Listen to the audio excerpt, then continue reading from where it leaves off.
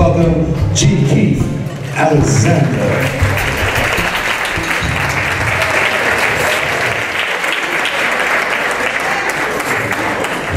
Well, I'm not sure I deserve that, but thank you very, very much.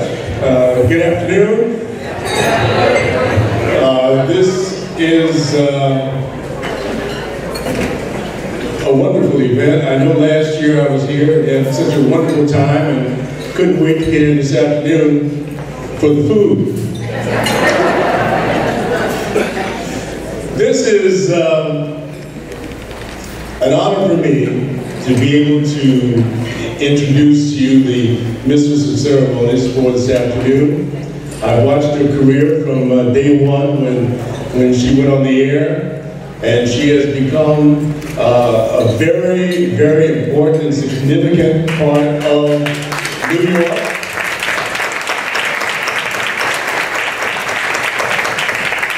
She's award-winning, and she's an author, has a children's book out currently.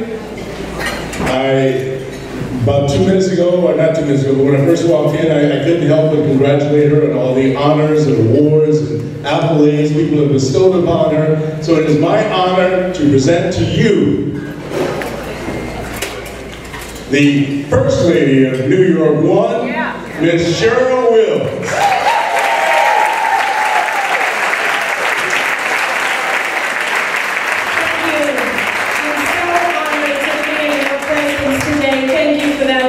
Introduction, G. Keith Alexander, and how about it for our brother? He's been holding it down on the airwaves, so that was great.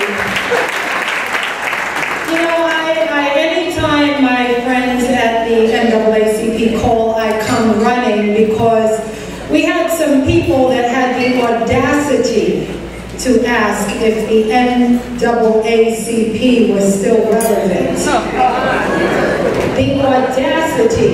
I have been on the air reporting on stories where I've had to pinch myself and say, is this 2016 or 1916? With some of the ridiculous and offensive antics that are going on. We need the NAACP now more than ever.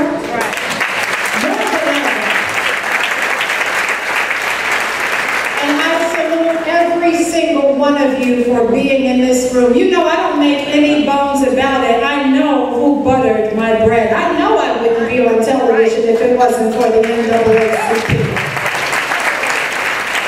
If it wasn't for heroes in this room today, like First Lady Hazel Dukes of the NAACP.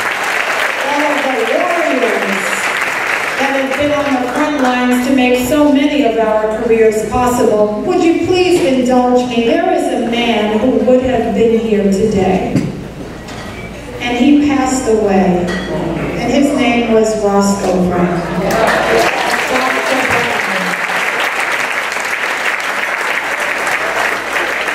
And I remember the last time I came, you know, he passed away, he was in his early 90s. And every time I saw him, you know, I'm the great-great-great-granddaughter, for those of you who don't know, of a slave who became a Civil War soldier. His name was Sandy Wills.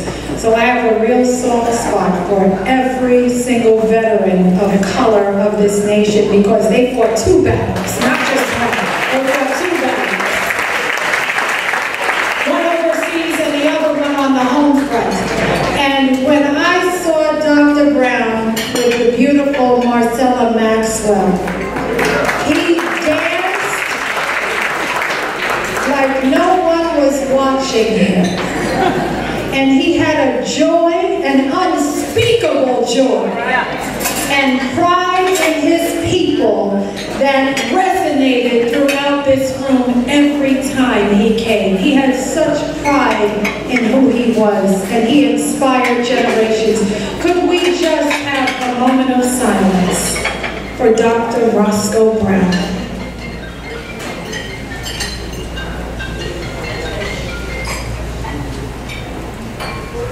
Thank you. May he rest in peace. I'd like to acknowledge a few dignitaries that are here. State Senator-elect Adriano Espaillat is here.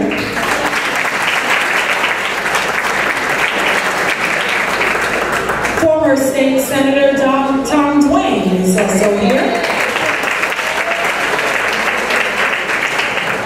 And members of the New York State Assembly, Denny Farrell Jr. and Keith O'Reilly.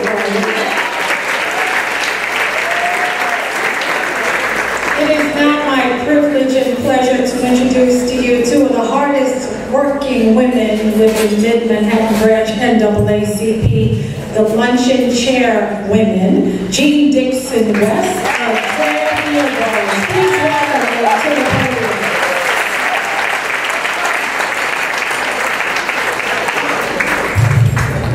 Good afternoon, everyone. Politicians, honorees, members, and friends. Welcome to Mid-Manhattan Branch's 15th Annual Freedom Fund Luncheon, and thanks for being here to celebrate our 50th anniversary of our branch. I'd just like to say,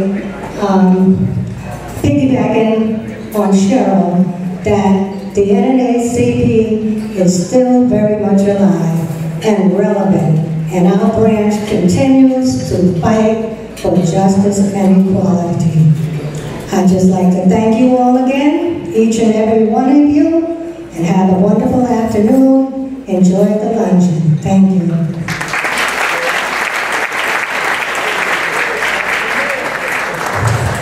Good afternoon, NAACP family, friends, distinguished guests, and the honorees. It is my greatest pleasure to welcome you here to the 50th Annual Freedom Fund Luncheon, and we're also celebrating our 50th anniversary of the branch founded. To the honorees, I offer my congratulations, and also would like to encourage them to get involved in our branch and also to actively partner with us and also help us to improve the lives of all our brothers and sisters in the community. Thank you everyone for coming to this Freedom Fund Luncheon, and we look forward to you taking part in our branch. Membership is available in the front of the desk, so anyone who is not a member, we advise you to be part of the branch. Again, thanks for your support, and we look forward to continued relationship with everybody here.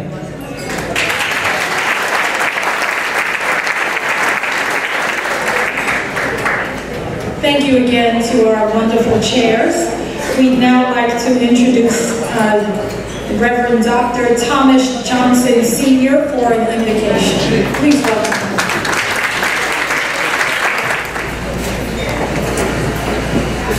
Let us pray.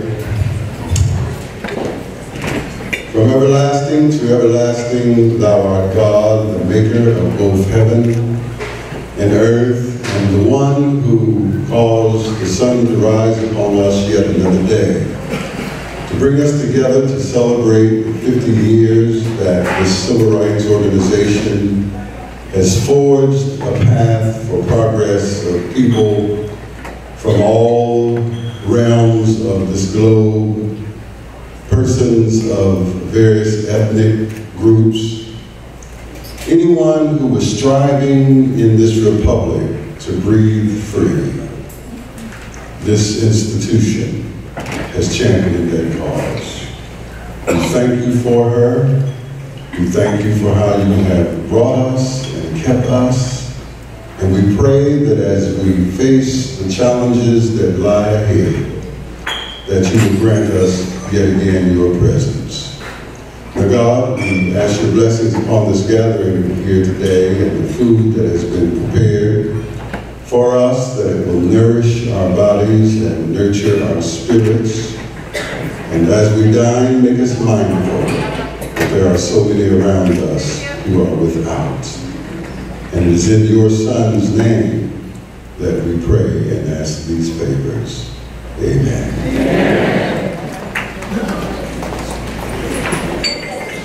Amen. Thank you, Reverend. Now we're going to ask everyone to stand for the singing of the national anthem and the Negro national anthem.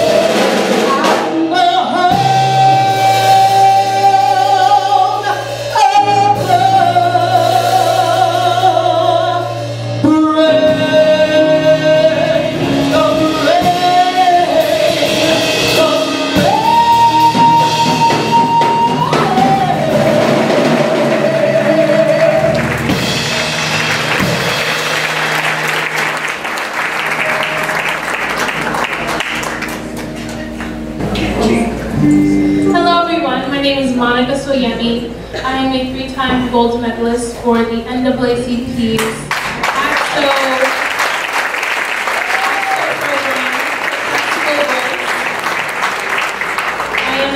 I am an opera singer, and AXO is near and dear to my heart, as well as the NAACP for the youth division. So please enjoy.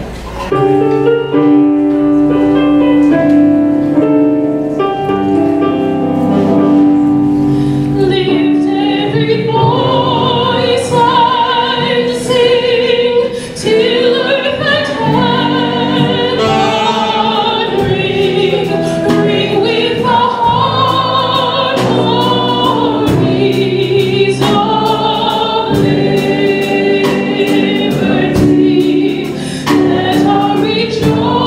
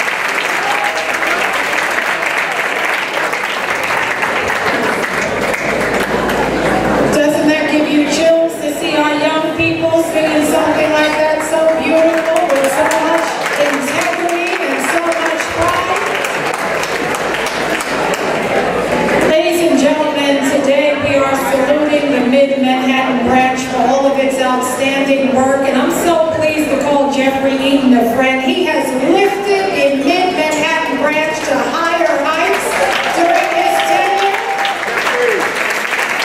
A man of great integrity and character. He really doesn't need much of an introduction. Please welcome the president of the Mid-Manhattan branch, Jeffrey Eaton, to the podium.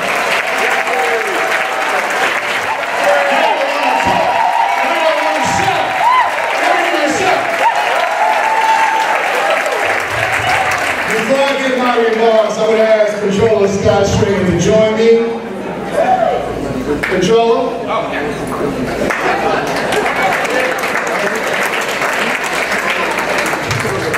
Well, good afternoon, branch. I am celebrating my 33rd year as a proud member of the Mid-Manhattan branch of the NAACP.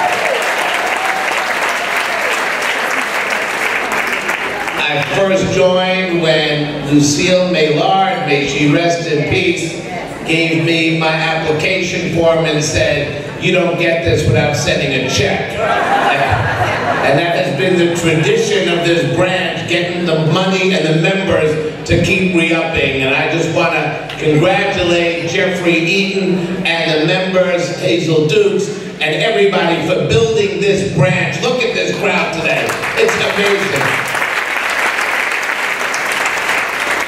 I briefly just wanted to come and give greetings, but I always say to people who wonder, as controller, I just want you to know, I have the money in the bank. Okay? And I also want to just shout out somebody who I think has made a tremendous difference in this state. He's somebody I served with in the State Assembly for a couple of decades. Believe it or not, I want to recognize Assembly Member Keith Wright. Let's give him a big round of applause. Come on, let's give him a big round of applause.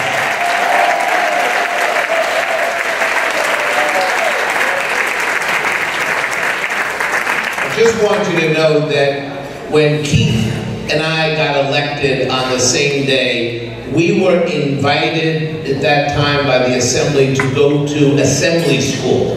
Believe it or not, you have to go to school before you take office.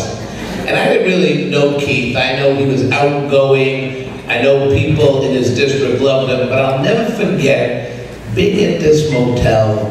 We had these books we had to study, and there's a knock on my door at 10 o'clock, and there is this big guy in full-length pajamas. And I open the door and he says, hey, what's up, baby? He plops himself on the bed and says, I'm loving this, what about you? And I'm thinking to myself, I'm loving it too, but I'm not loving you, you gotta leave, right? And we've been friends a long time. He's been a great county leader. We haven't heard the last from him. So I also just want to say to all of you, we've got to stay together. The Mid-Manhattan branch of NAACP and the NAACP protects everybody. It protects people when it comes to voter rights. It protects people when it comes to making sure we have a city that represents everybody, protects everybody, the next generation of kids who sometimes don't always understand that the civil rights movement and the struggle, the parents, the grandparents, and great-grandparents sacrifice, not for themselves, but for the children. And I would also say that the branch has had an impact on my kids' future. My 4.5-year-old, my 3-year-old, at my age. You know I've always had the energy, right? No, it's not surprising, right? But the NAACP has always represented everybody, and keep it up. We're proud, we're members, and God bless each and every one of you. Thank you. Let's hear from our controller, Scott Stringer. We have 2 proclamations that we're just going to show you. One for the public, one for Public Advocate Letitia James on my right, and on my left, is one from Borough President Gail Brewer. Congratulations.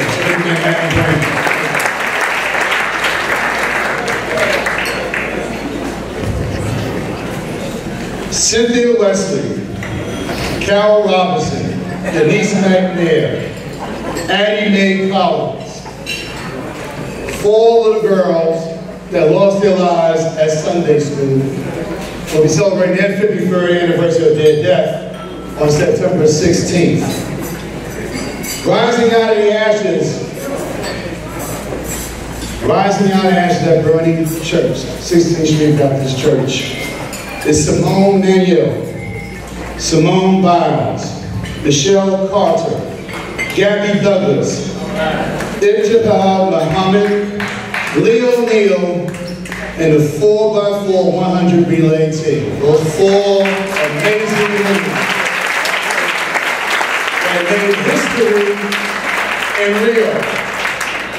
But unfortunately, they came back home to violence in our homes, in our communities, in our neighborhoods, that took the lives of 2 promising St. John students, one being Marshall, who was our first vice president of our college and youth division, who went to see his sick mother, waited 2 hours, was about to get on the plane for 2 hours to come back to get his studies back to St. John's, and was shot on the porch.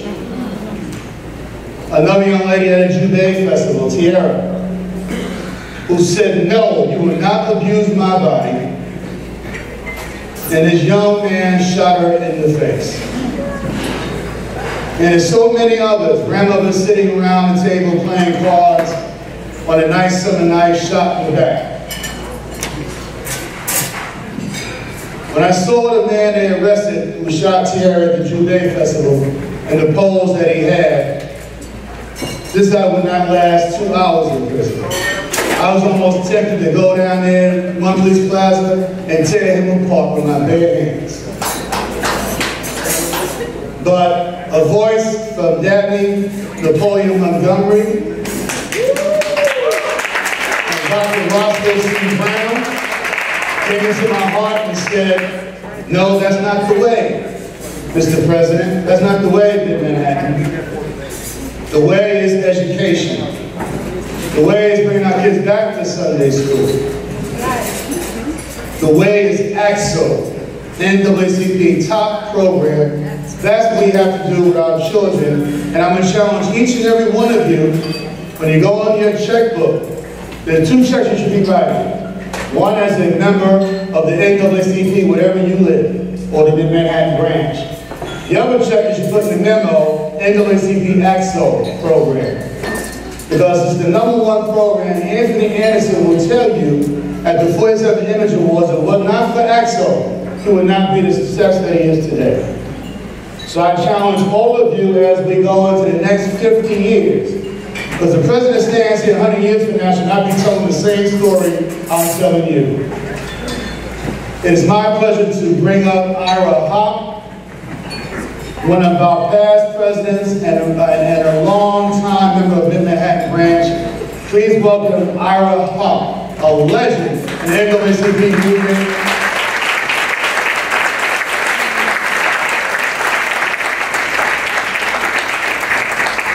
Mr. Past President.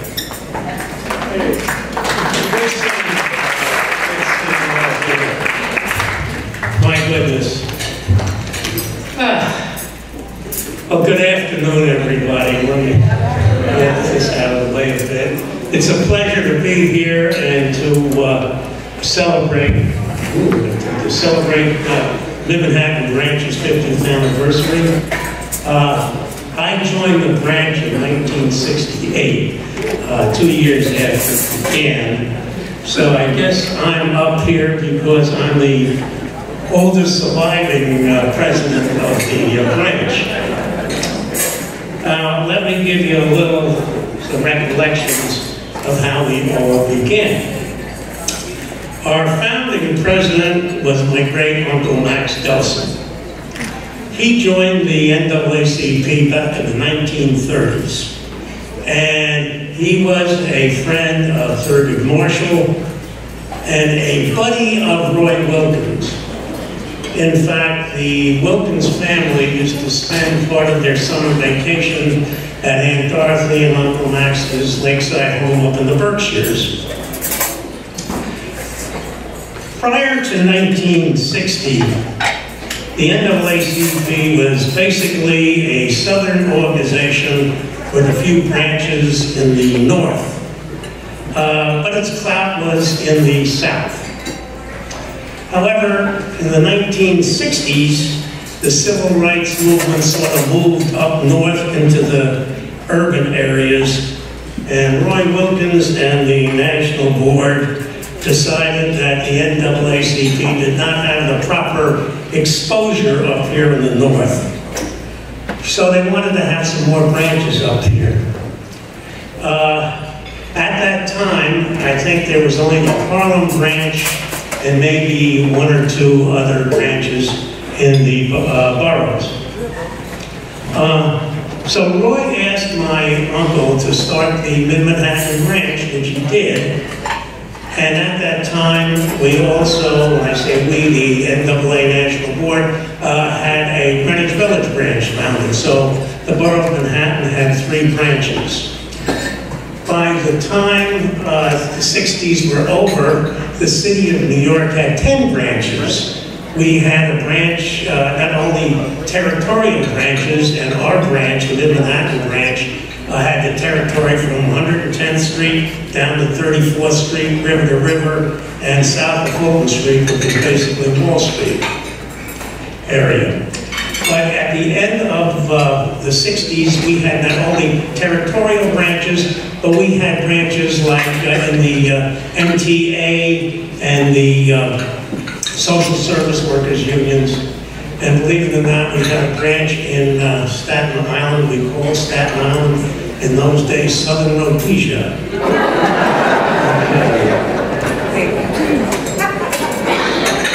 I go back a long way. So after the Mid-Manhattan branch was solidly established, Max passed the torch to our beloved Bill Green. And Bill really got the organization running. The branch focused on 3 things in those days: criminal recidivism, education, and job placement.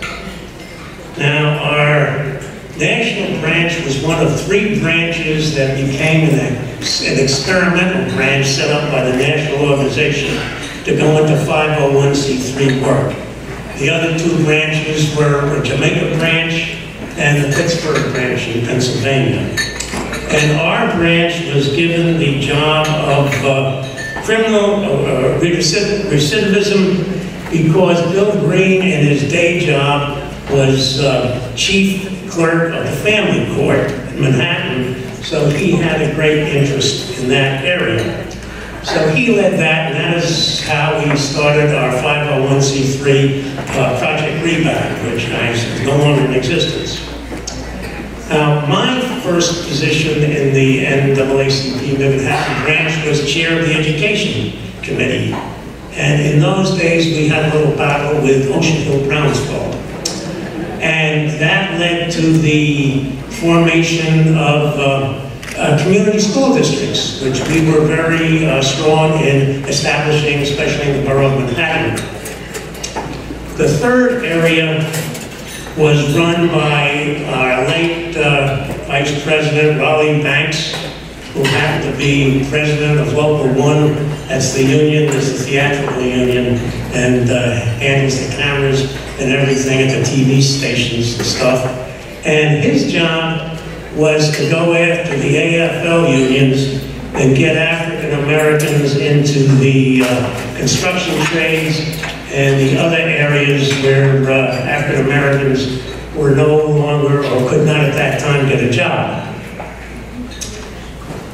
So, the NAA is, what, over 110 years old, and we're celebrating our 50th anniversary. But the work's not yet finished. Us old-timers are lucky. We have seen from 1966, we were fighting to get a black borough president.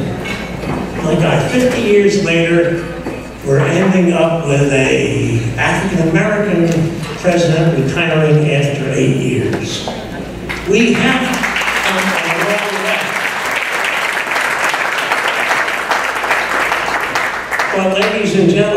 the fight is not yet over, even though we're where we are.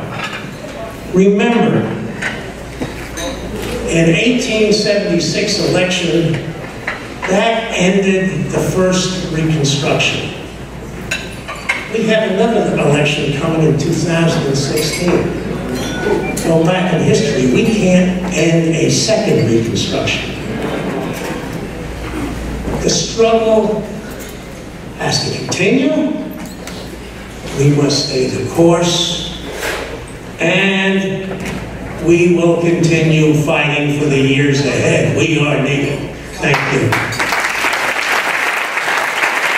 As Father Hawk, past president, and father founding member of the Mid-Manhattan branch, give him another hand. Thank you.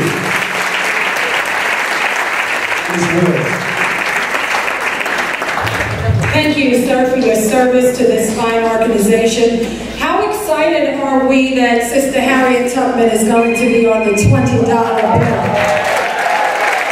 a long time coming. I have another nominee. I think we should rally and start a petition to put Hazel Dukes on the $50 bill.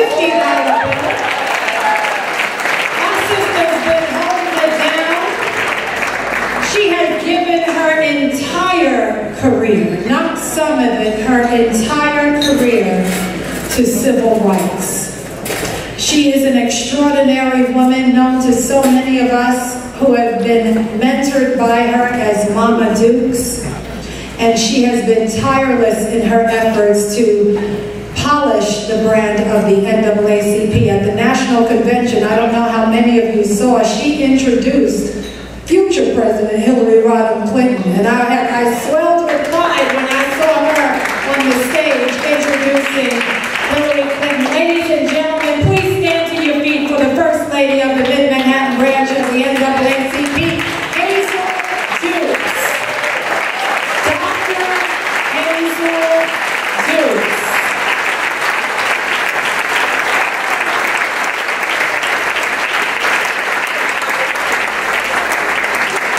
Thank you very much. Please be seated. The hour is growing and we have some great honorees this afternoon. But let me just say, you left out a real important point.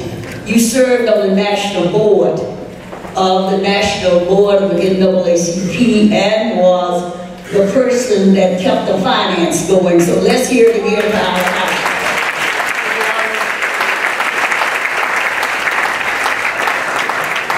really a wonderful occasion, the 15th year of this branch luncheon, but then the celebration of 50 years, and I've been a part of this organization.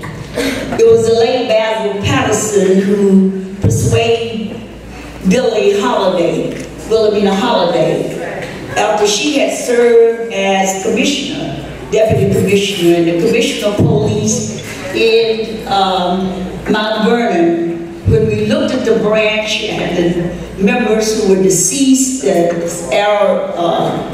was mentioned here today, it was the late Basil Patterson who said to Billie Holiday, you have to take that branch over. And Billie did and brought it back to life. You got to remember history. And then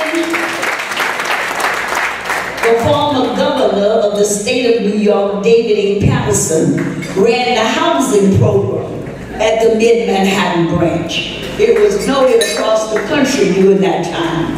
And it was Billie that brought the young people in, the Jeff Edens, the Daniel Pattersons, the Kendall Reed. It was Billie who brought these young people in and made them weekly listen to the history of the NAACP and to work. And so Jeff Eden, this evening, we salute you for being one of the millenniums that, you know, think that you made it, think that you got it all going for you.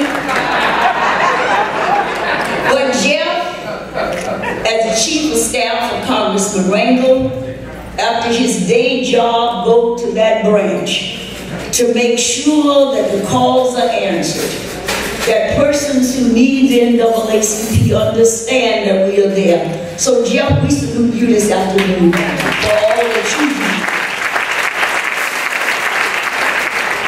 I'd like the executive committee of the Mid-Manhattan branch to stand, and especially that Claire. Where is Claire?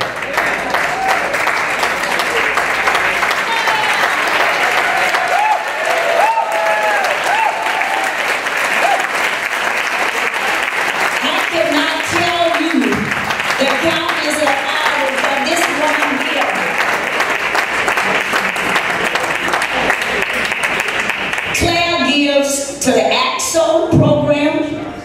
Claire is the secretary, assistant secretary for Region 2. Claire is at that branch of Manhattan, the Mid-Manhattan branch, 4 o'clock in the morning, making sure that the seats that you're sitting in, that you don't have to wander around and say, where am I sitting? Where am I going? But it's Claire, a woman who is dedicated and committed to the NAACP, and so we salute you.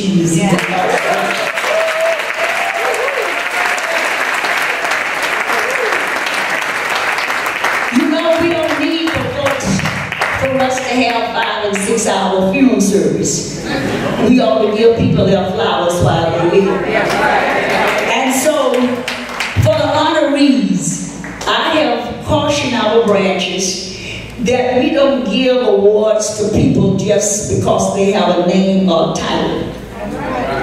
We should choose people who give back to the community. And I can attest this afternoon to every honoree. I know them personally.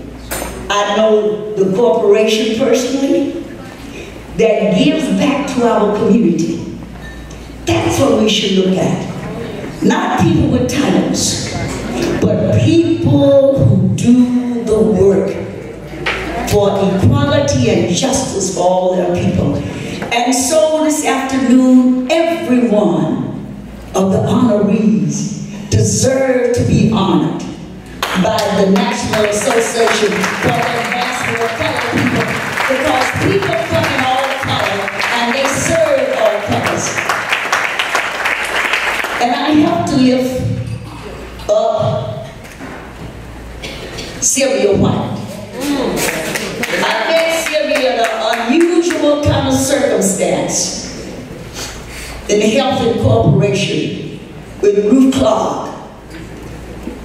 And the lesson that I did, that they sent Sylvia in, the man didn't come in. The man, he didn't come, they sent a woman.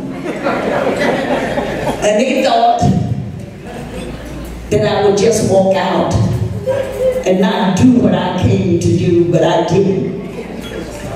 And Sylvia White understood what it was that we were there about and what should be done.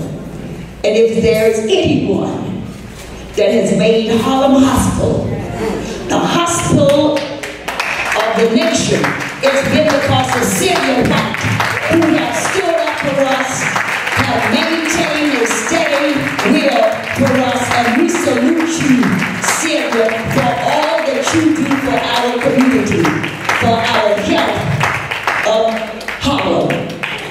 And Marcia, what can I say about Marcia McCall? She just is, she's everywhere. If it's Harlem Week, she's running around making sure that all the health stuff is done, whatever happened to be. These people give back. They don't have to. Their job paid them.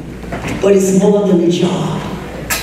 It is about our community. And so today, as we salute these honorees and as this branch strives, every one of you need to leave here today made up that you're going to be an ambassador. If it's to save one child, do that. If it's to save your neighborhood, do that. Call 311 and make sure that our community is clean. I got up this morning raising hell. Garbage was all over a sidewalk across from where I live. I called called 311. I told they didn't act right. I have the mayor's telephone. I called him on his cell phone, and I said, by the time I get back at 4 o'clock, that sidewalk better be clean.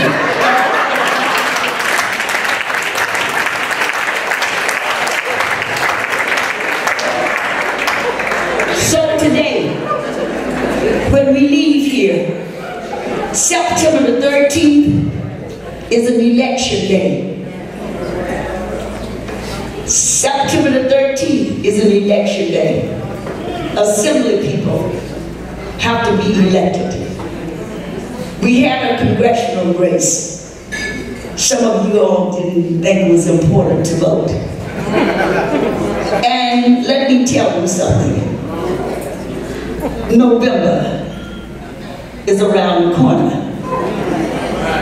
You better stop thinking that "Make America Great Again" is a slogan. It's about you. You better get real with that slogan. And you better make up your mind as they did in South Africa. You better make up your mind as you did with the first election of Obama, that you're going to go into that poll and you're going to stand in line if that's what it needed to do. And you're not just going to vote at the top of the ticket. You're going to go all the way down the ticket. Because every name on there will be important. Even if they have dog catcher, do that because it might be your dog they catch. So you better get real about this voting that we have. Too many people died and bled for this sacred right.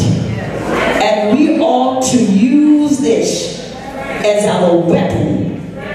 Not guns, not knives, not bats, but the ballot. So take your soul to the poll on November 8th. Thank you, Midnight Hour. God bless you.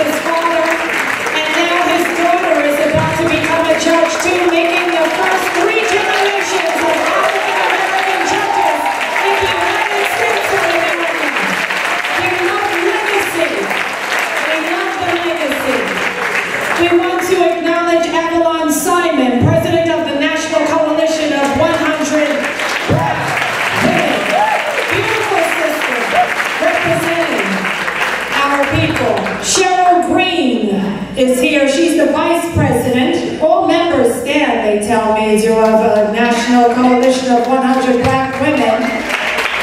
National Coalition of 100 Black Women representing generations of strong Black women. And I would be kicked out if I didn't acknowledge my sisters of the Links Incorporated. But all Link sisters, please stand. I know Dr. is here. I know Dr. Dukes is here. I know Pat Hurley is here. The sisters of the Links Incorporated. And finally, Al Dixon, retired of the Guardians, is here. There he is, Mr. Dixon. Very quickly now, we want presentation of NAACP Life memberships. Reverend Reginald Williams.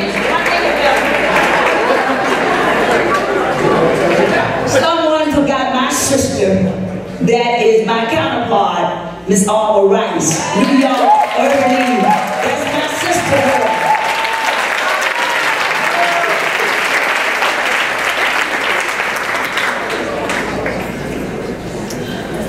I was gonna sing it till it got the cake. but it is Jeff's birthday. I was going to wait till we have the cake to celebrate the 50 along with him. Not that he's 50.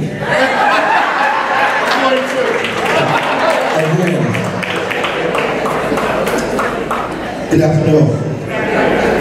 Good afternoon. People only remember what they choose not to forget.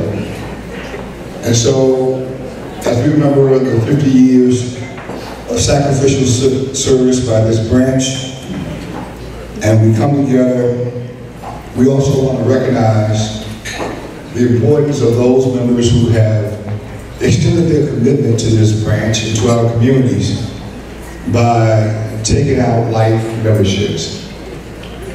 Before many of the esteemed judicial progressive minds elevate to the criminal bench here in New York, and by the way, our branch has more sitting judges than any other branch in the country. It was not unfamiliar for members of our community to stand before those judges and to receive 20 to life sentences. And as we began discussion at the executive committee, we decided that we were going to change that meaning from 20 to life to go out and seek 20 for life memberships each year. And I'm happy to report that this year we have exceeded 20 life memberships again for this branch.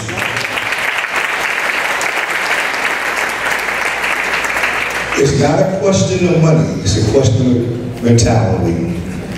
And people have been extending their commitment and giving evidence to their steadfast commitment to this branch's service, to the principles and the values, and yes, the fights of the NAACP. So it was with great pleasure that I make our first lifetime membership award. Because the Bible says, a youth shall lead them. This is the youngest life member of our branch, Nyla Jenkins.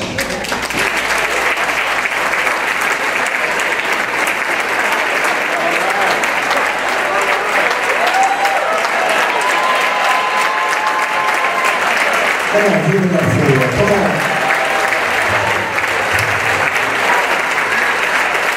She's affected by her mother.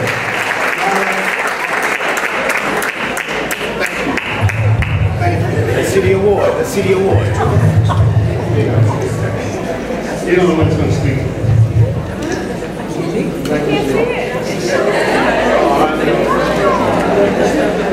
Thank you, NAACP.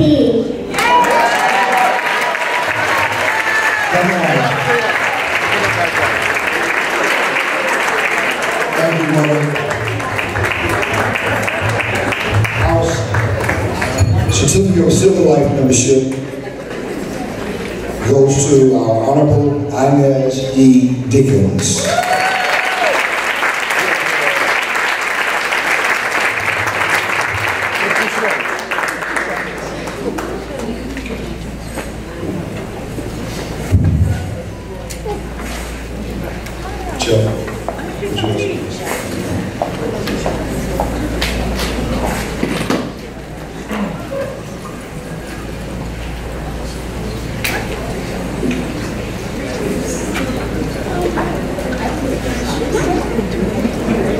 As we give these out, just remember, people don't care how much you know until they know how much you care.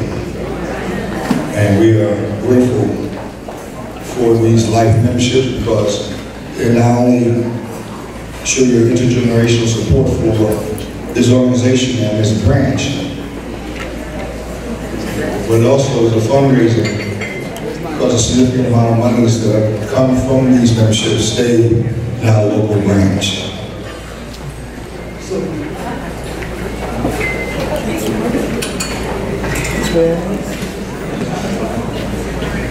Next civil life membership goes to Dolores Richards.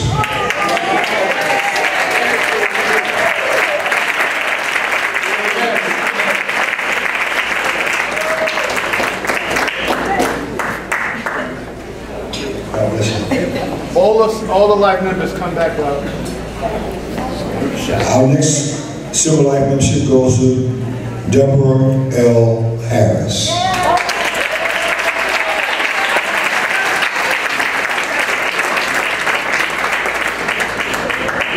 Civil life membership, Anthony Harmon.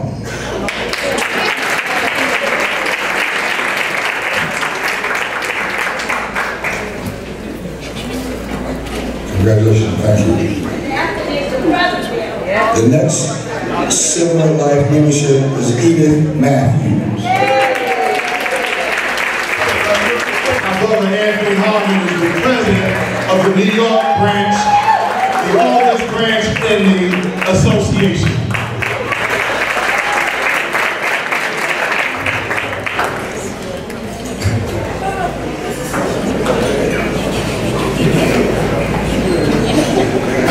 There are levels to membership,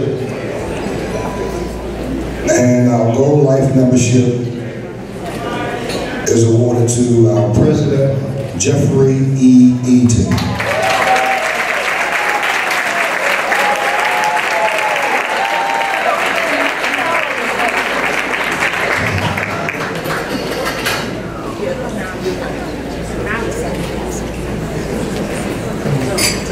This certifies yet another level is a Diamond Life member of the NAACP, and it is awarded to Joseph L. Hughes.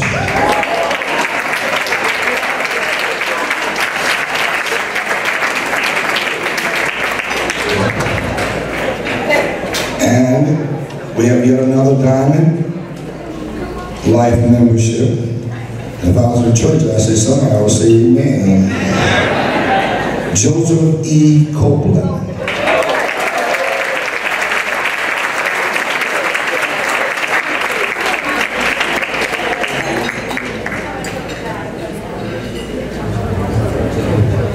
I also want to recognize Judge Carol Sharp, who's a fully Silver Life paid member. Her plaque is on the way, it's been ordered. Joe Hughes and Joe Copeland have been carrying this branch along with over talents. They are the Word Working Foundation. They're responsible for us having a building on 96th Street along with our hop. Give them a round of applause. These are all supreme ultimate life members.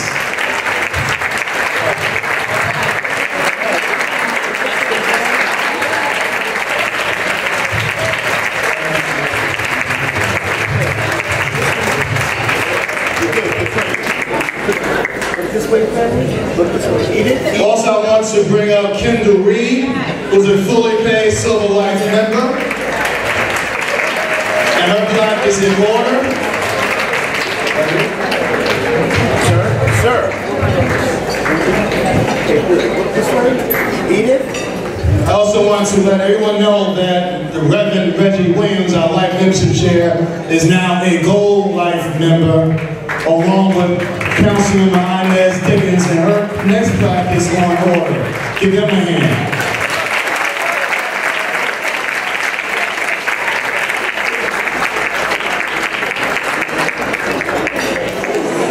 Can we have your attention, please? I apologize. Thank you. Click the glasses. This is Dolores Brinkley. Before we have you meet the rest of the community, I'd like to Donna Michelle Fields from Colgate to come to the front. She wants to share something with you about a phenomenal program, Bright Smiles, Bright Future.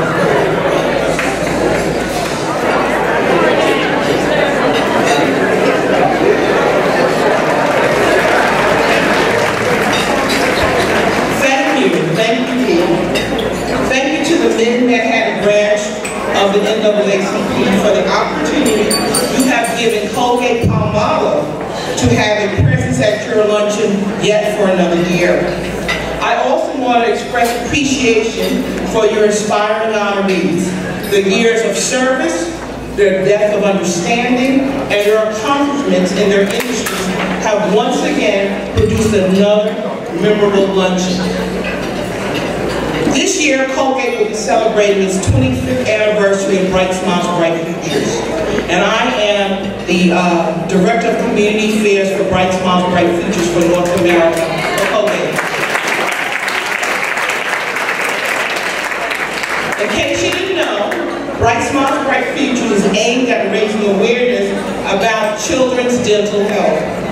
Dental health related diseases are the #1 reason, not asthma, why our children are not in school. In the next few weeks, on all the international programs, you will see Layla Ali, our new spokesperson for Bright Smiles, Bright Futures, and of course the daughter of the late great Muhammad Ali, talking about these important issues and about our 25th anniversary. I am also pleased to say that the NAACP, the Mid-Manhattan chapter members and members across the United States have also partnered with Colgate to bring smiles to our children. I want to thank you for another opportunity. And before you go, we have a special gift that we're going to give you. You gotta have some product. Gotta sell toothpaste. I need my pension. We're going to give you a little special gift, and Steve has it right there, and you'll get that on your way out. So again, NAACP, thank you. I am so happy to work for a company that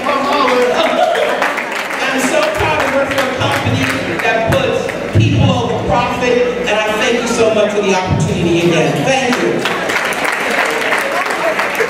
Thank you, Diana. And some of you may remember that she was an honoree here at this phenomenal program 3 years ago. Okay, behind every event, there's always a committee that holds it together. They are the foundation and the ones that give the leadership. I'd like you to meet the members of the fundraising committee for the NAACP Manhattan branch. When I call your name, would you please come forward? You've already met Jean Dixon West, who's one of the co-chairs. And come on here. Okay, now, this is where your name is. I can put my glasses on. Christina Brown. Christina Brown, would you join us? Brandon Dorsey.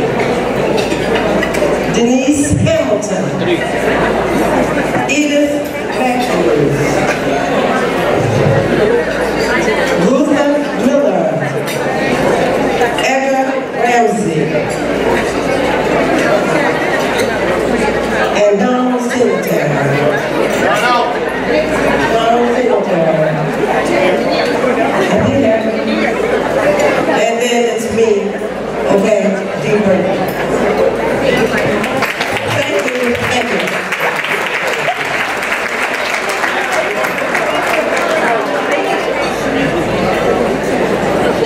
All right, thank you all. Thank you to the luncheon committee. And very quickly, I want to say thank you. I have to rush to get on air, but I do want your attention one final time. If your neighbor is talking, I want the servers to please stop what you're doing. Tomorrow is one of the most tragic days, if not the most tragic day in our nation's history. The 15th anniversary of September 11, where we lost nearly 3,000 people from all walks of life. We lost police officers, firefighters, emergency workers, office workers, civilians, people from every corner of the earth. And tomorrow will be a day of remembrance for them, but in this gathering now, if we could please have a moment of silence and please stand in honor of those who are no longer with us. Complete silence, please. No plates.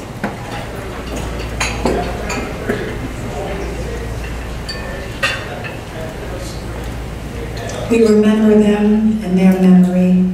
God bless them and thank you. Enjoy your lunch. Please be seated.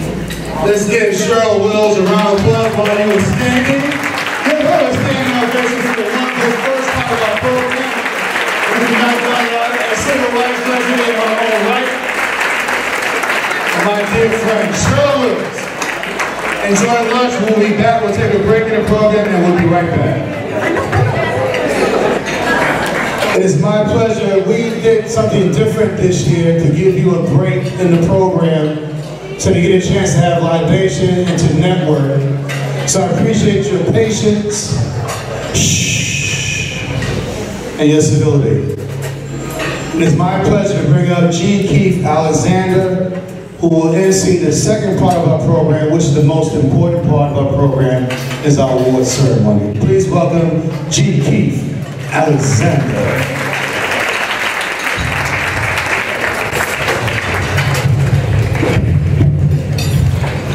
Thank you, Jeffrey. Thank you. I know I'm speaking for all of you right now. Did you enjoy the wonderful lunch? I certainly did. Oh, come on now. That's not enough hand to put in the club. Did you enjoy the lunch? All right. This portion of the presentation, or the afternoon, Cheryl had to go back to work today, and she did a wonderful job first half, so they asked me if I'd tear myself away from the table, and which was hard to do, and if I would help to bring on the honorees. So our first honoree, accepting the Roy Wilkins Corporate Leadership Award for L'Oreal USA, Mr. Frederick Rose, who's not with us this afternoon, but accepting for him will be Miss Angela Guy, Senior VP, Diversity and Inclusion.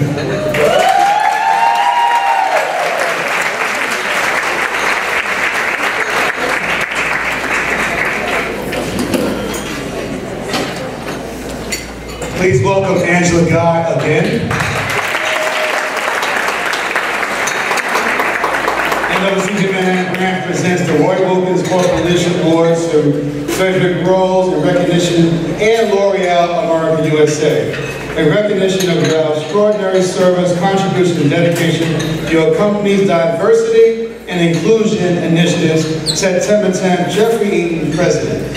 Hey, hey, hey!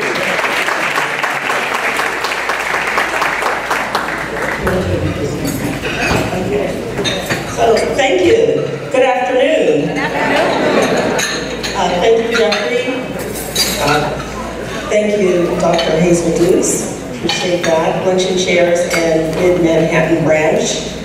As a lifetime member of the NAACP, I am personally honored to accept this award on behalf of Frederick Rose, President and CEO of L'Oreal USA, and the L'Oreal family, some of whom are with us here today, table 2. Like the NAACP, L'Oreal has been in business for well over 100 years. And I think it was Maya Angelou who said, in diversity, there is beauty and strength. Well, every day at L'Oreal, we recognize that in beauty, diversity is our strength. And our company mission is to inspire the best of beauty for all. And so when we have this opportunity to represent our brands, we have over 30 of them, most of whom are noted on the back of your program. If you weren't aware of which products L'Oreal represents, you also get a sample of a few of them in your gift bag this afternoon. But we work really hard to make sure that the all in beauty is represented not only just in the way we inspire beauty externally, but in the things that we do that inspire the best of beauty in us all internally. So we work really hard to make sure that our employees are representative of the consumers who buy our products, and we make sure that the relationships that we establish in the community reach back and show you how much we appreciate you making us the #1 beauty company in the world. And we're really happy that some of those partners are here with us today, like the Urban League, like the Coalition of 100 Black Women, the leagues, some of the Greek fraternities and sororities, as well as the Women's Academy of Excellence. So we thank you so much for supporting us as L'Oreal, and we will continue to support the NAACP in your efforts for a just society and equality for all. So thank you so much. Again from L'Oreal, USA, America. Oh, there's some male parts of that graphic.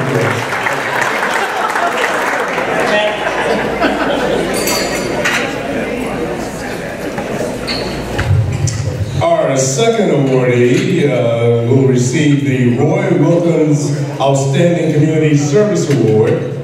And let us now put our hands together to welcome Marcy McCall.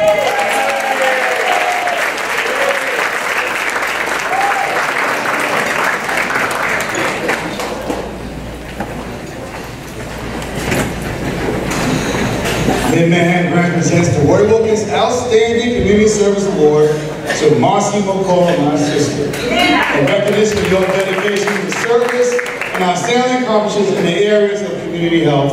September 10th, Jeffrey Eaton, President. She is an amazing, amazing advocate for the health of our community. And we have been working side by side for many, many, many years. And she's a tireless worker because she was tutored under H. Carl McCall and Dr. Hazel Dukes. Congratulations.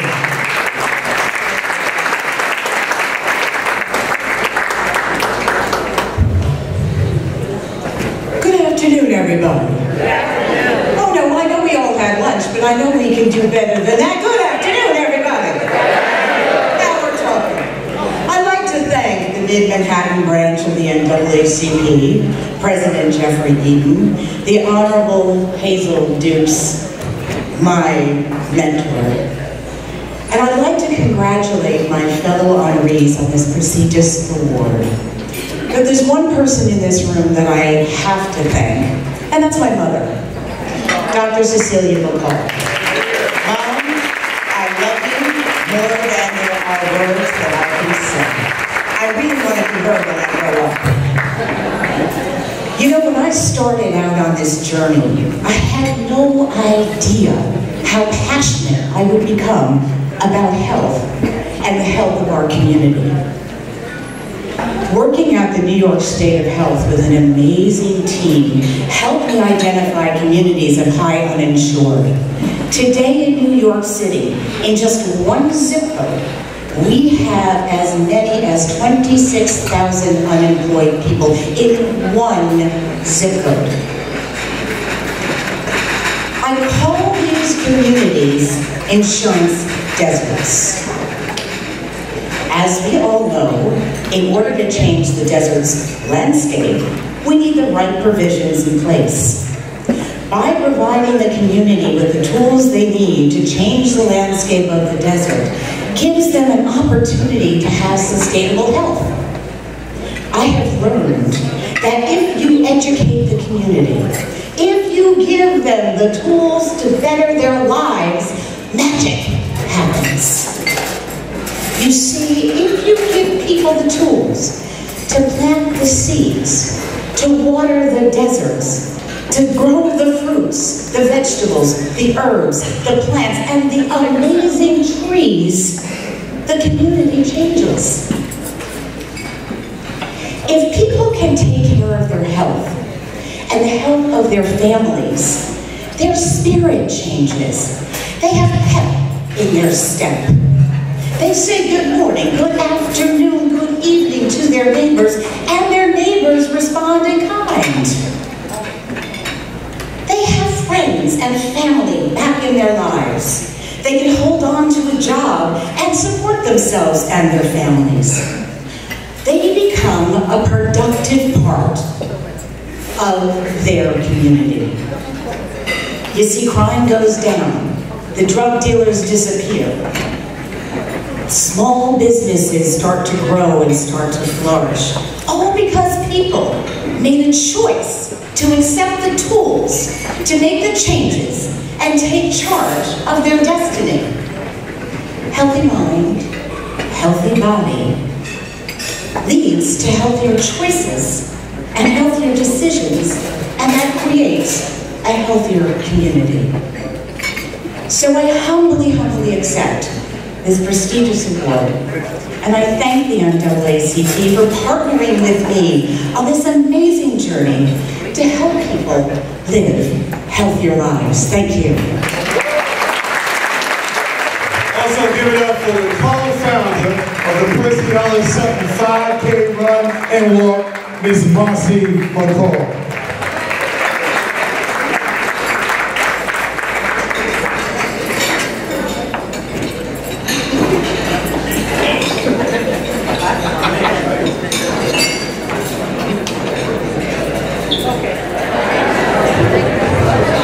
Okay, and our next honoree, this time we'll be receiving the Roy Wilkins Art and Cultural Award. Please put your hands together for Mickey Grant.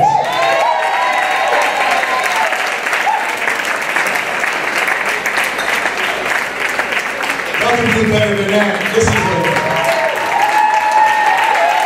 an American hero. It's like Negro Theater. This is an American hero. Let's give it up for Mickey Grant. Let me hear you.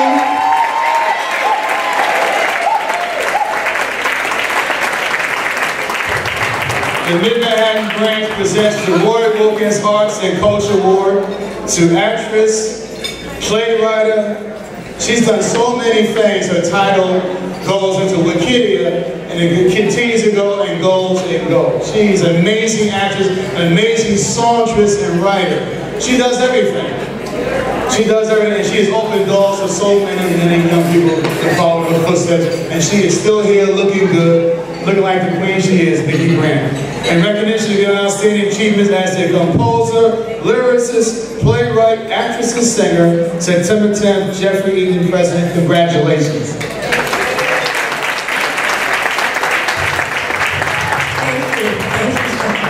He says I do everything. I do everything but make good speeches. But anyway, I am doubly honored, actually, to be included in this outstanding array of people who do things. I have a long affiliation with the NAACP. I have been a life member for many, many years. And I'd like to tell you how I got that membership. Because of the importance at the time, I had done a benefit show for the hospital workers of 1199, the union. And they wanted to give me some gift a thank you. And they presented me with a lifetime membership in the NAACP. And I thought of all the things that they could have come to give me, but this was such a wonderful gift. And it hangs on my wall. In fact, I took it off the wall. I'm going to bring it with me because I wanted to show it. That shows you how important that they felt it was. In 1973 it was. And it was so meaningful to me. Of all the things that they could have thought they gave me, it was a lifetime membership. And I have tried to honor it ever since.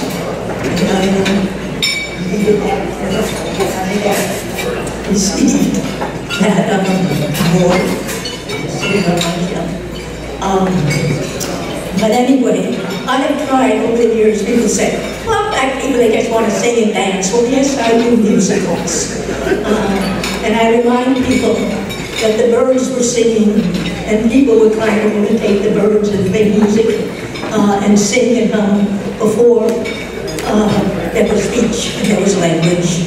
If you look at all the caves, writing on the caves, You don't see the language written, you see the pictures of animals and the drawings of lifetime scenes of how people express themselves. So you can say wonderful things with music, wonderful things with poetry, as we know. You can tell our stories, and that's what I've tried to do over the years. And I realized without me I can't tell how much it meant to people, to our people and to all people. Because that show us, you know, tells so much of our history. And that's what I try to do with all of my work. Entertain at the same time that I'm trying to educate, express, and tell our story. It's always about telling our story. And I thank you very, very, very much for this honor. I said I didn't make speeches, and I want to keep my word. Welcome to Better Now. Please give her another hand.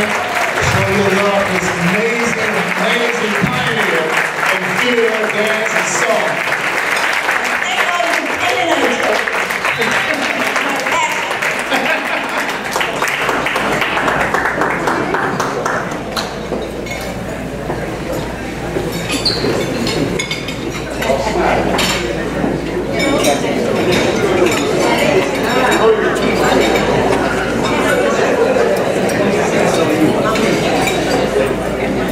Something amazing happened to me this afternoon. I must let you know.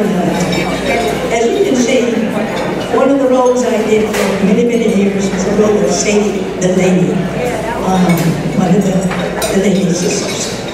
And this afternoon, I met the niece, the grandniece of Sadie the Lady here in this room, which was the most amazing thing that and I just had to let you know that first.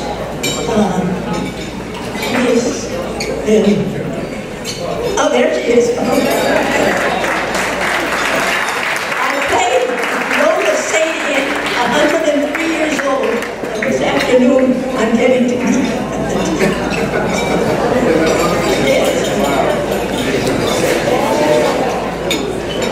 The next award goes to Roy Wilkins Excellence in Education Award to Paul McIntosh, Chief Librarian of the Raleigh Secondary School for Performing and Visual Arts.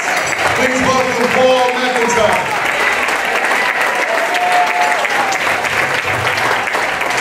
A few years ago, an institution, I won't mention its name, came into Raleigh School to take it over. And then they put some real devilish things in the details to sabotage the academic excellence at Raleigh so that the school would appear that it was failing. It was under a previous administration that promised a person that I will give you 50 buildings. 50 buildings to one charter organization, a name I will not mention. And Raleigh, which is a historic high school, was targeted, with an historic alumni association, was targeted.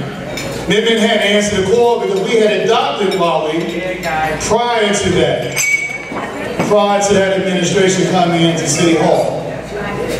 And they were dirty, man. It was a rough, rough fight. We ended up in Brooklyn, at a school in Brooklyn, had to take 2 trains and a bus to get there. To 4 o'clock in the morning fighting for Raleigh. Fighting for Raleigh. While they were trying to move an institution into the building to what they call co-location. The young man had to use the bathroom. They told was on the 2nd floor. They said he's not allowed to use that bathroom. He had to go to the 3rd floor of the bathroom. And that young man did not make it. That's what's wrong with co-location. But the guy that trumpeted the call is the guy standing next to me who believes in our children, and his name is Paul McIntosh. He's got a story to tell you.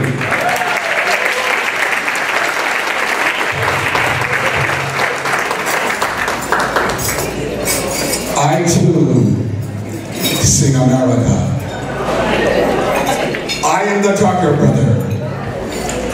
They send me to eat in the kitchen when company comes, but I laugh and eat well and grow strong. Tomorrow, I'll be at the table when company comes, and nobody'll dare say to me, eat in the kitchen then. Besides, they'll see how beautiful I am and be ashamed. I too sing America. This afternoon, I stand with an alive and active memory of sit-downs and sit-ins, and prayer meetings and marches on Washington and boycotts. I stand before you this afternoon with an alive and active memory of 4 little girls killed in a church in Birmingham, Alabama in 1963. I stand before you with an alive and active memory of Bull Connor.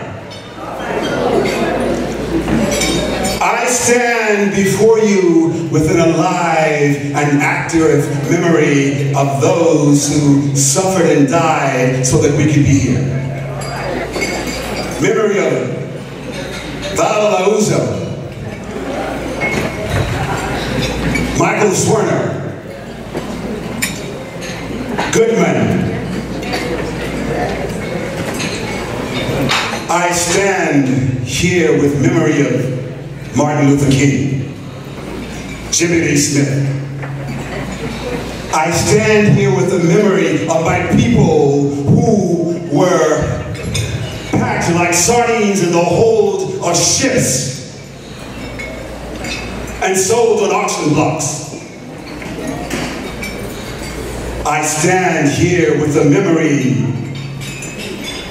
of men and women and children who fought and died so that we could be here in this room. When Ms. Fortson and Ms. Harrison, Mr. Eaton, and Ms. Theobald told me that I would be a participant in this program, I was ambivalent. I was ambivalent because who am I to receive this award? But then I thought about something that Elie Wiesel said. He was a Holocaust survivor. And Elie Wiesel said that as a Holocaust survivor, if I don't honor the dead, I betray them. And so this is an opportunity for me to stand here and honor our dead. Jimmy Lee Smith, Frederick Douglass, Percy Sutton, Ella Mae Baker, all those men and women whose names we will never ever know, who fought and struggled and died so that we could be here. And so in accepting this honor, I have to just shout out those who have struggled for me to be here. I work in a school in Harlem where young people often misbehave and they laugh and they cry and they struggle to make some sense of this beautiful and difficult thing called life. And I have to tell you that Watley is still under attack. So for me to stand here, it is simply an opportunity to let you know who care and love about our children and our community that we still have to fight because there are Watleys in this community that are still under attack. And we're not being treated fairly. So as I accept this, I thank you for allowing me to be here. And I consider it an opportunity to just acknowledge your work and to acknowledge the struggle of our people. And if you would just allow me to end with words of Martin Luther King. He said, "We've got some difficult days ahead, I really don't know what will happen now, but it really doesn't matter with me now, because I've been to the mountaintop. And I don't mind. I'd like to live a long life. Longevity has its place. But I'm not concerned about that right now. I just want to do God's will, and He's allowed me to go up to the mountaintop. And I've looked over, and I've seen the promised land. I may not get there with you, but I want you to know tonight that we as a people will get to the promised land. So I thank you. I thank you. I thank you. A final word about Paul McIntosh. Every year, they publish spoken word poetry that the kids write in a book.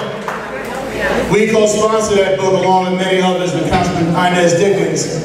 And it shows the words and the feelings of how kids feel today and what's going on. They have a tremendous photography, art, and sculpture program, and painting and sketching that you have never seen before in your lives. What an outstanding work that's worthy of an AXO competition. So we're going to be in AXO, we're going to be at Raleigh, we're going to get that outstanding talent out there.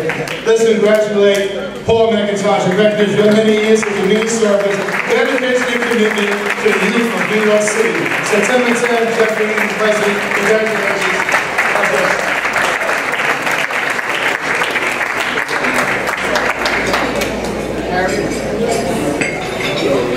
Where's Deborah? Deborah, come on quick. I'm running.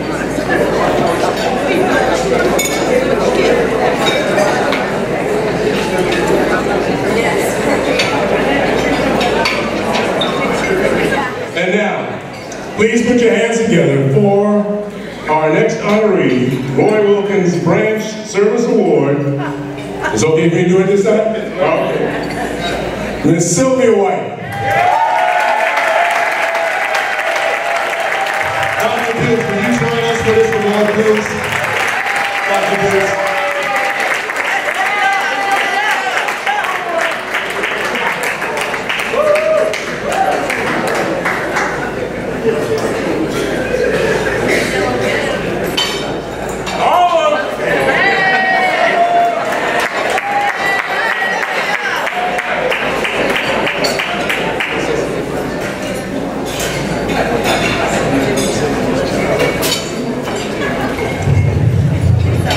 As chair of Community Board 10 Health Committee, one of our,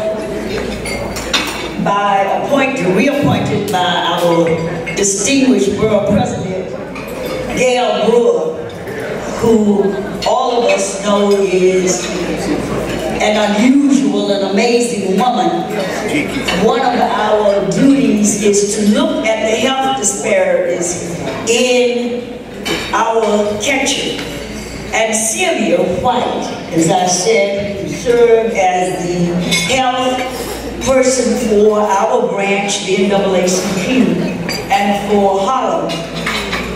We have done an amazing job in so many ways, and it's because of you, Sylvia, with your expertise. I got a call from Mrs. Butts yesterday afternoon telling me about the program that you and the hospital is approaching on, and asked that Community Board 10 be a part of it. And I know we will never receive that call if it wasn't for Sylvia White. And so today, to honor you is to honor all of us for good health. And health is wealth, because if you have good health, you're wealthy. So thank you, Sylvia, for all that you do for our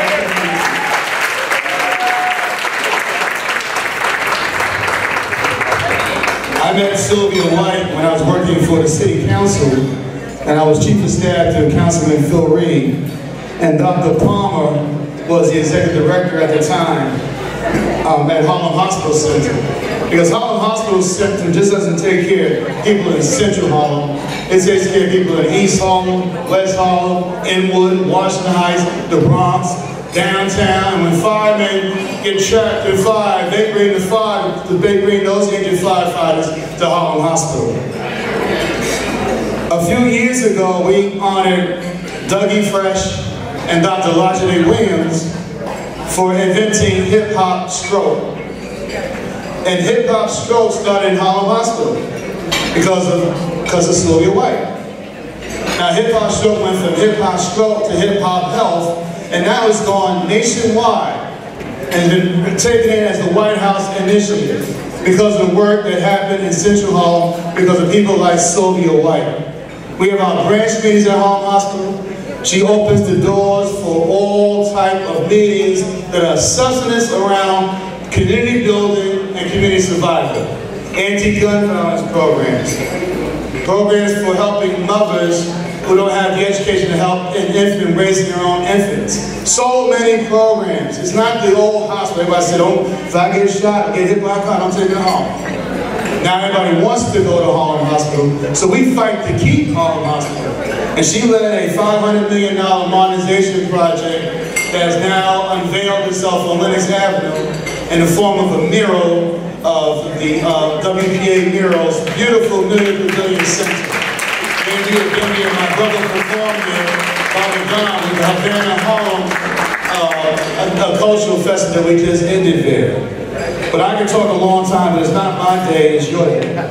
So let me enjoy honoring you. NAACP Mid-Manhattan Branch presents the Roy Wilkins Grant Service Award to Sylvia White in recognition of your outstanding leadership as chair of the Health Committee and your unwavering commitment to the Executive Committee. September 10th, Jeffrey Eaton, President. Congratulations, my sister.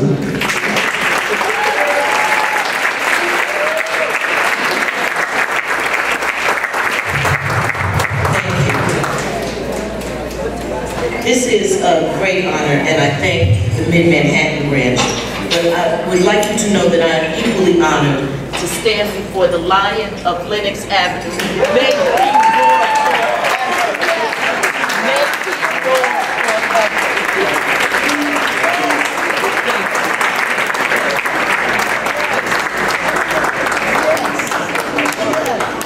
May he roar forever. May he roar forever. Yes.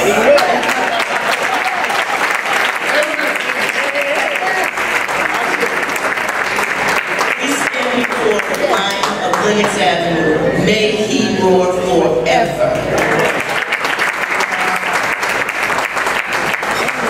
It is an honor to stand before the Honorable Inez Dickens and receive this award. She is the shoulders that Harlem Hospital is standing on. She has been a long-time supporter of our hospital's programs and services, and this community owes a great debt, the community of Harlem.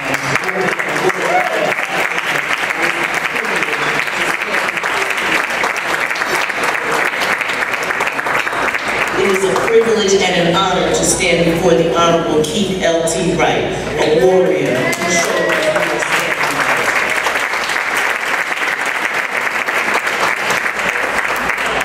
It is a privilege and honor to stand before the Honorable Gail Brewer, a warrior who showed us that we are standing. We talk about city government all the time, and every now and then city government really does get it right, and they got it right when they hired my new boss. She's the CEO of Harlem Hospital, Evan A. Carrington.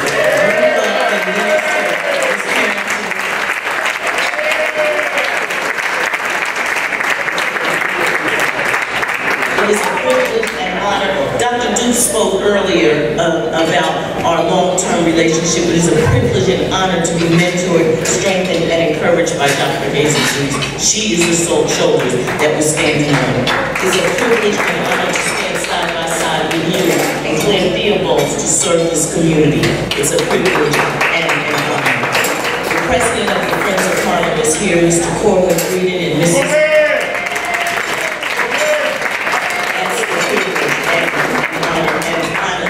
It is a privilege and an honor to be mentioned in the same breath as today's honorees. Mr. Grant, Ms. McCall, Mr. McIntosh, Mr. Rosso, and Judge Sweeting. Thank you so much for this award.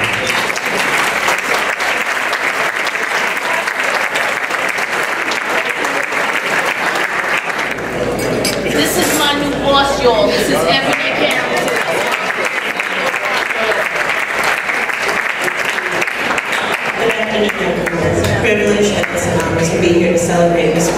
participate in such a prestigious event as the NAACP.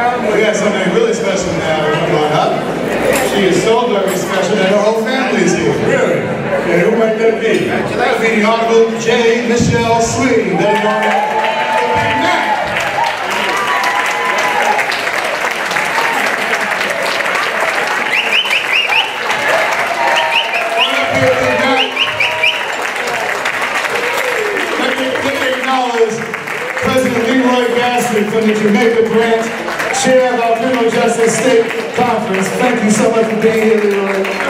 He's running for Senate in the 33rd District in Queens, New York, Jamaica, Queens, New York. If you're looking at Queens, take a look at him, okay? All right. I am speechless.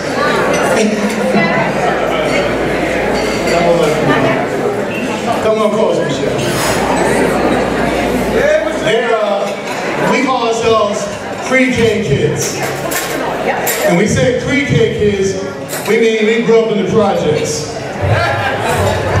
I grew up in the Colonial Park houses, which is now known as the Ralph J. Rangel houses.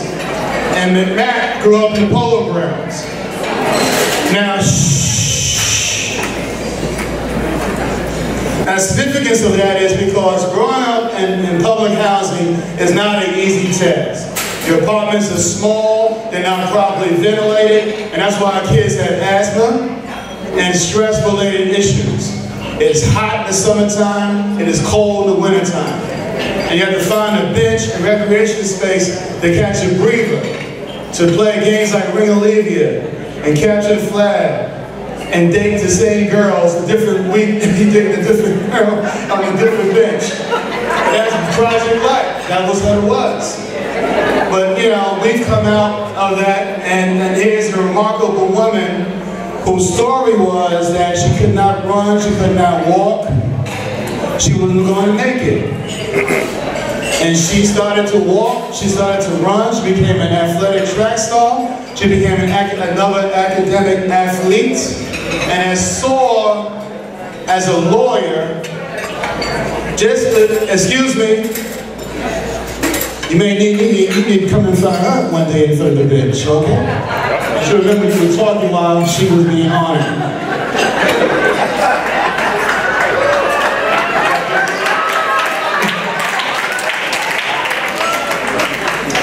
And there's so much I can say about Michelle, but I'll sum it up, I'll try to sum it up. When she joined the branch, she said, I am committed. I am committed. And she has provided inspirational leadership and common sense leadership. She's also a parliamentarian, but she brings in a pizzazz of energy that makes you want to work with everybody. Not just with yourself, but with everybody. You put your agenda aside, you stop talking, you keep listening, because you'll miss something if you keep talking.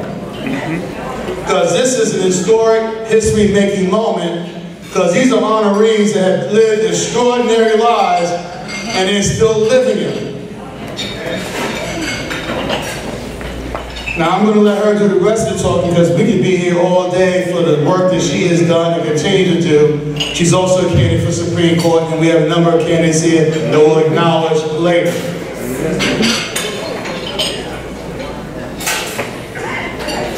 It is my privilege to present the Roy Logan Founders Award to the Honorable J. Michelle Sweeting in recognition of your outstanding achievements, dedication, and devotion to the goals and the mission of the NAACP. September 10th, 2016, Jeffrey Eaton, President. Congratulations. She's also the chair of our anniversary committee. And you see the pins that we're sporting. We don't have one of these. They're going to be selling out pretty soon, so I encourage you to get one before you leave. Michelle.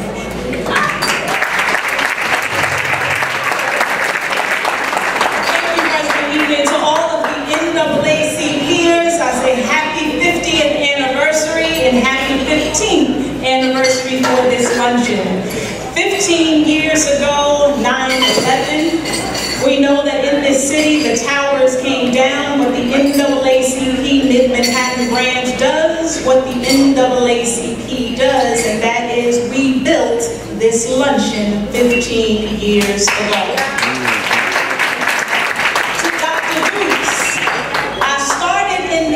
NAACP seated on Dr. Dukes' lap in her chair. I wanted then, as I aspire to be now, to follow in her footsteps, her legacy given up in honor and praise for Dr. Hazel and Dukes. Our branch is celebrating its 50th anniversary, but the New York State Conference under the leadership of Dr. Hazel and Dukes is celebrating its 80th anniversary this year. We commend you, Dr. Dukes, for your efforts. To all of the past presidents of this esteemed branch, none other than Ira Haupt, who you heard from earlier today, Bill Green, who was in the family court where I now sit, I thank the leadership of this great branch and its legacy. The Joe Hughes, who became Diamond Life members today, what they did not mention is they've been members of this branch for 45 years. Consistent membership in the NAACP. Now, of course, I can't honor the past without looking to the present, and that's under our president, the illustrious, the esteemed, none other than today we give birth to our branch, but we also honor and celebrate his birth. Today is the birthday of our president, the Honorary Jeffrey E. Eaton.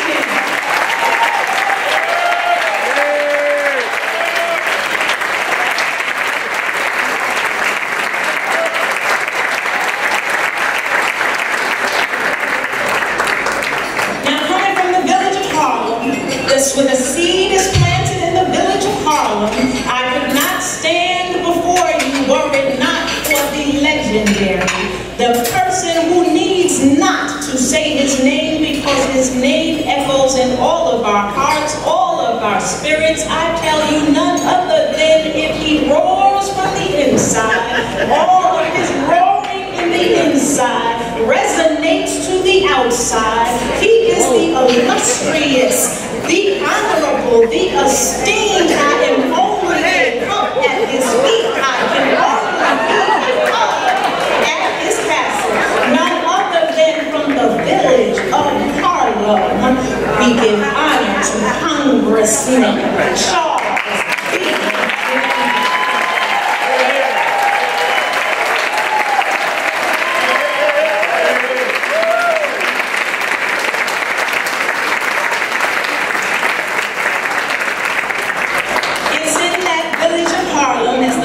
Himself would say is that when he holds court, of course the king has in his court none other than those who can hold and sit around his court. He has the Honorable Keith Wright, he has the Honorable Inez Dickens, he has the Honorable Willie Walker, he has the Honorable Dr. Marcella Maxwell, he has the village of Harlem who he's brought out here with him.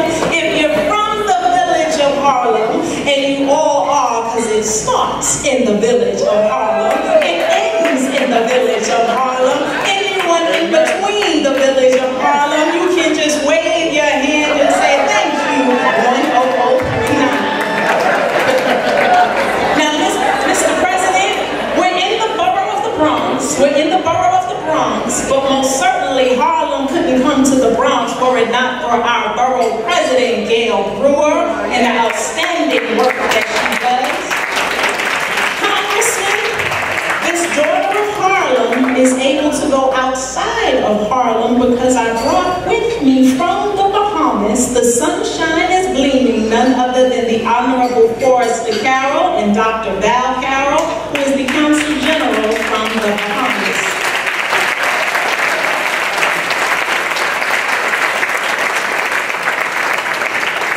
The NAACP's fervent advocacy and fighting for education is so that people of color can go to the top schools. We can now earn six-figure salaries. We can now have a seat at the boardroom, a seat at the table. We can be judged not by the color of our skin, but by the content of our character. And more importantly, we can be judges.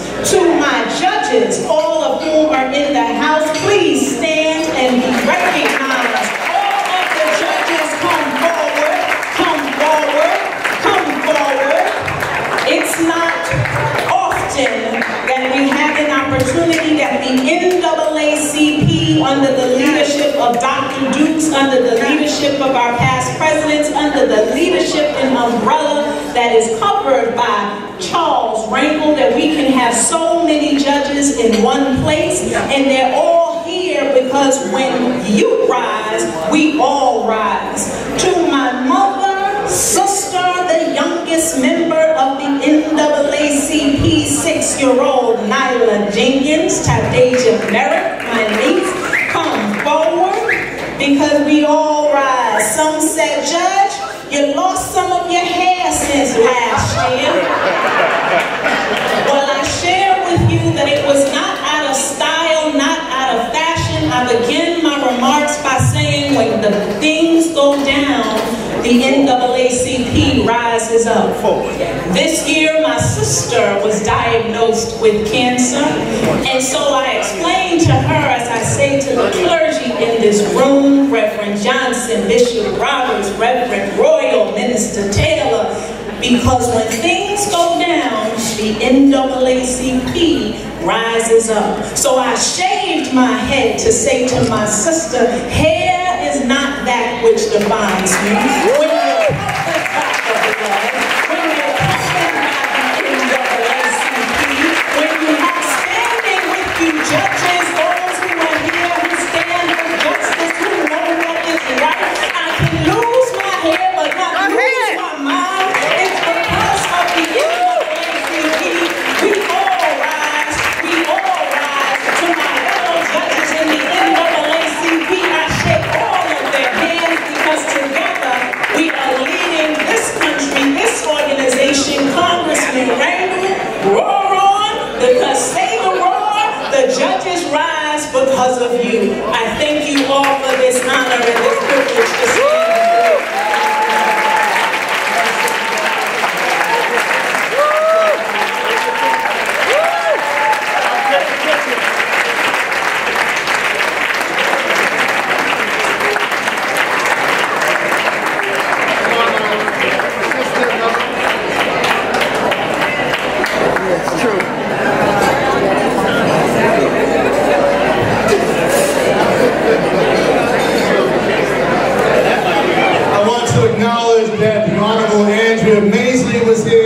And the Honorable Lynn Coulter was here, and the Honorable Doris Lynn Cohen is here, all members of the Mid-Manhattan branch.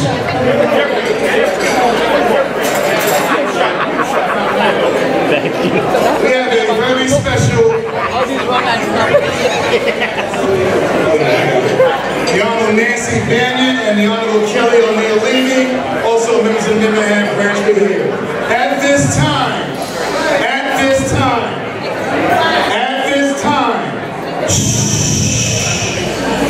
we have a very special surprise recognition.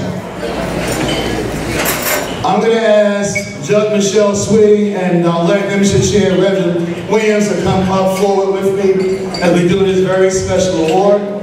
I'll ask Keith Wright and Inez Dickens to be here as well. Are you all ready to hear your name called? Yes. The Lion of Lenox Avenue, the Honorable Charles B. Rankle. Yeah.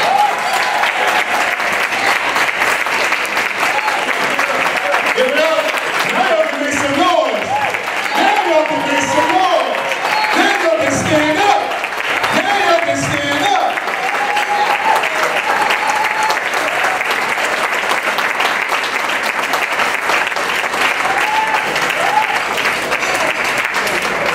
This branch was chartered in 1966, the same year that Consul Rangel started his career in public service. The Mid-Manhattan branch and Consul Rangel's career have run in parallel trails. You heard some of the stories that Ira Hop told you about the early advocacy work that was done by this branch. But not too many people know all about Charles Rangel unless they read the book. 2 years as a U.S. Attorney, 2 years in the State Assembly, founder of the Congressional Black Caucus, 46 years in the Congress. It's an amazing career. 50 and 50 means 100. There's 100 years of advocacy work in this room right now.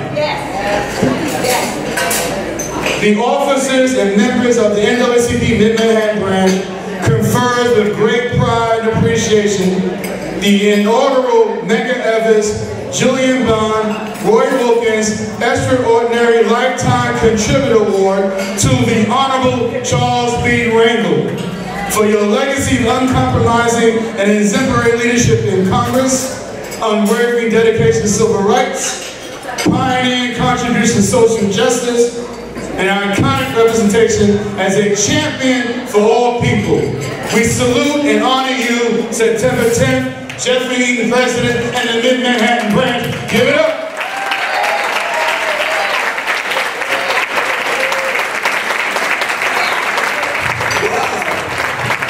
Happy birthday. The hour's late. I can't tell you how moved I am. I was waiting to see who was going to be called up there right now. But I just want to take this opportunity to congratulate the NAACP. Politicians and presidents come and go. But the NAACP has always been the strength for those of us that are on the battle line. We don't have to look for them. They're there, and I'm here because of all of you. I was sitting there seeing how the next generation and the generations out of that we're so lucky as a people and as Americans to know that notwithstanding the destruction of the Republican Party by Mr. Trump, that we will have people to pick up the pieces and to move on so that we'll never know his name. But it's going to take all of you not to wait for the NAACP. You have to look at this that God has given you an opportunity. Maybe you didn't march with Dr. Luther King. Maybe you didn't do the things that your grandparents and your parents did. But God has given you an opportunity to do your share in November so that you can say that you saved this republic and indeed you will. We are a mighty people. As I look out on the waters, I remember how my fallen buddy, Commander Captain Roscoe Brown, would stand here, and he would tell you that there was going to be a flight over. The planes were going to fly right over the water. And as everyone went to look, he said, "Oh, there they go." Well, he left us. And Hazel and I and Dave Dinkins and so many others was at this spectacular celebration that gave us the opportunity to appreciate the work that has to be done in the future. And the fact that one person is not it. Roscoe Brown was a marathon person. A marathon person. And what does that mean?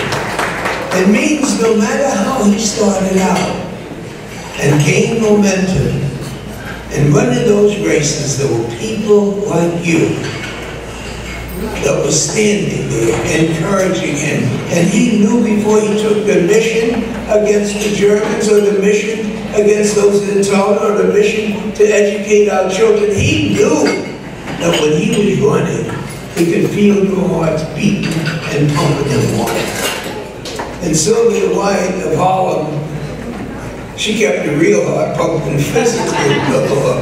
For me and my whole family, I didn't move next to Harlem Hospital just because it's a nice building. But the truth of the matter is, as I reflect on all the wonderful things that I've been able to do, I could never forget that as a kid from Lenox Avenue, it was the people from Lenox Avenue that were pushing the race and saying that I could do it from a dropout to the chairman of the committee, and the marathon continues. So Betty Dickens and Keith Wright and Gail, we have been given batons to pass on. And you know they passed on to all of you. Each of you have in your hearts and the ability the spirit of Dr. Martin Luther King. He was caused to give his life. He was called to give his life. He never expected to have to do it. And in life, there are a lot of things that you will never be expected to do. But collectively, on this 50th anniversary, and the loss of so many people, Percy Sutton, Bassett Patterson, Bosco Martin, think of the people that are still going to be leaving and depending on you to pass the baton and to allow this mission to be completed. So, I have nothing but love. I cannot think of one day that's been bad in my entire life since I've been in public service. So you know that means that God is good. Thank you.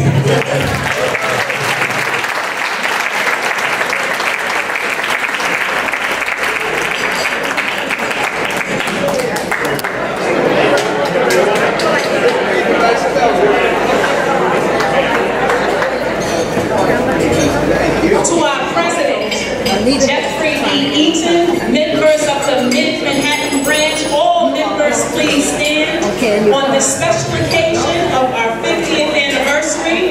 In the spirit of Roy Wilkins and in celebration of our 50th anniversary, the officers and members of the NAACP Mid-Manhattan branch honor the leadership of President Jeffrey E. Eaton. Thank you for your dedication in carrying forth the spirit of Roy Wilkins, the legacy of our former presidents, and the mission of our branch charter. May we continue to soar from 1966 to 2006 and beyond. With all NAACP members, we say thank you, President Eaton. Thank you, and happy birthday. This is a New York City proclamation in recognition of Jeffrey Eaton. Bring it down, y'all.